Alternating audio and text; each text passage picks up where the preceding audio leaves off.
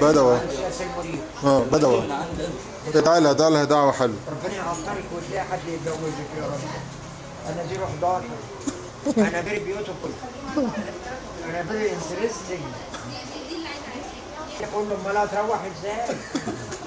طب خدنا تسلي القران طيب.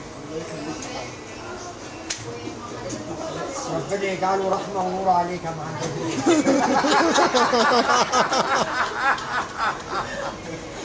طاير. ايه فريق. اجيب لك ايس كريم؟ لا. ليك في الايس كريم؟ مش كفايه الفطار يا استاذ. لا عادي هجيب لك ايس كريم. بيطلع ماله؟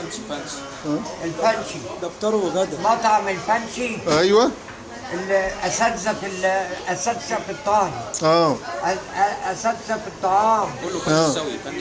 فن السوي يعني فنش.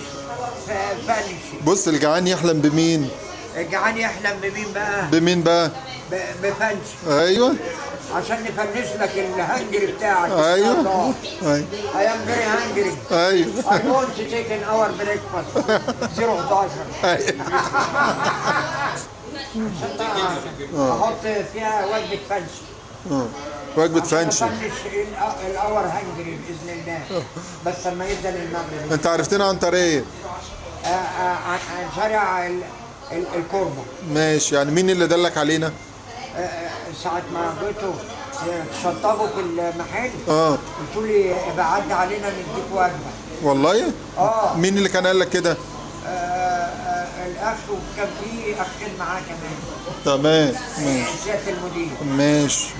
ربنا يخليه لك يا ست هانم ولا يطلقك. من عزبة النمل.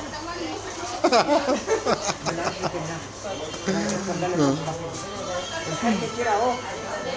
المصحف الذهبي. حاجة بقى عشان الوجبة اللي اديتها بعد عمر طويل. مش هعرف اروح بيها تديني مني. كلك.